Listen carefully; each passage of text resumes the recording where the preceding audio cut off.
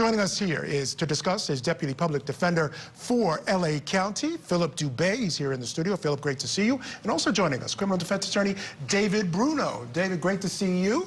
Apropos to see you. We always seem to get a verdict together when you're on the show. And I'll begin with you, Philip.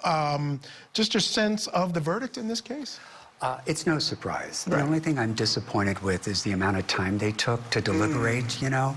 I truly thought that they might be out a good few days, maybe even a week. Few days? Oh, sure. I thought Carol Ann Clipp was going to hang that jury. When she said that she saw the victim out and about after she was supposedly dead and saw the missing person bulletin, phoned it in, that of doubt. But the fact that they just within less than an hour rendered her verdict, it meant that her testimony was inconsequential.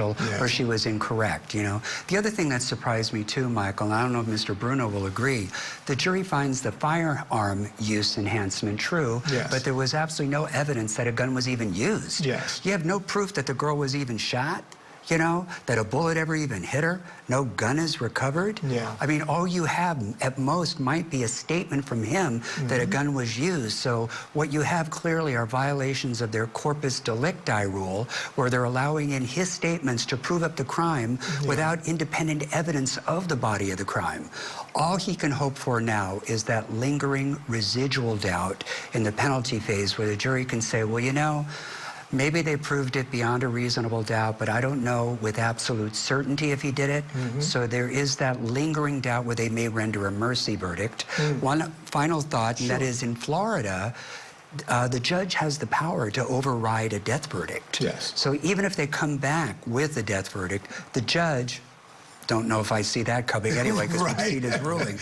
But in theory, may not be the case to go out on a limb. You know, that just might be the holy grail, but we'll see. You know. All right, David Bruno, love to get your thoughts on this verdict. Yeah, it's exactly what I expected. As far as the speed of the verdict, I think we could point to one thing. It was the motive. Because I'll tell you what, the motive is so strong because of the sexual relationship with family, a minor. There was the DNA that was found in the underpants of the victim, right? And then is all corroborated by the statements they were able to admit by the defendant. Just another example of the defendant's words convicting a defendant, because rule number one of criminal defense, zip it. And over and over and over again, we see defendants' statements being used against them. Another issue to discuss is Florida. In the beginning of the year, DeSantis signed a law that reduced the unanimity of the jurors in the sentencing phase to 8. But what the Florida courts have said is that crimes that were committed prior to that date are not affected by that change.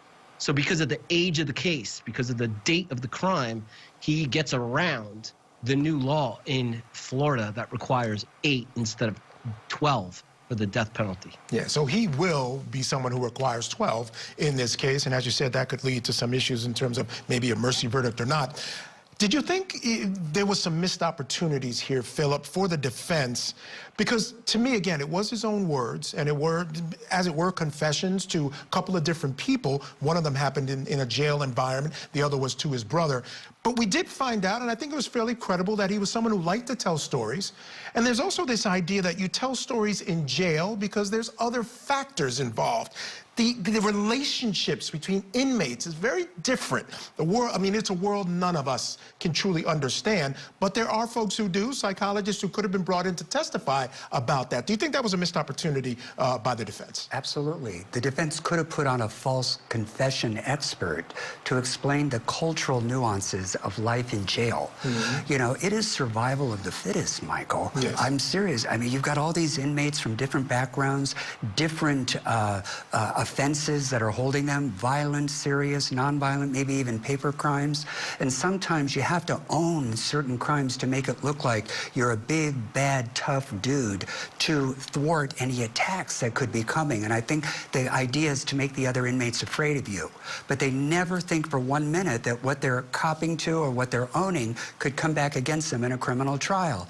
And yes, counsel is correct that our client's own words come back to bite him. It's like a dog chasing its tail. It doesn't know when to shut its mouth. Yeah, no doubt about it. And you know, it's very possible that this jury discounted all the inmates and really relied on the brother, because I thought he was the strongest witness for the state. It was very, very powerful testimony, so that's very possible. Again, just to reiterate, if you're just joining us, Johnathan Quiles was found guilty of all counts: first-degree murder in the deaths of Iyana Sawyer and her unborn child, as well as sexual battery on Iyana Sawyer. Of course,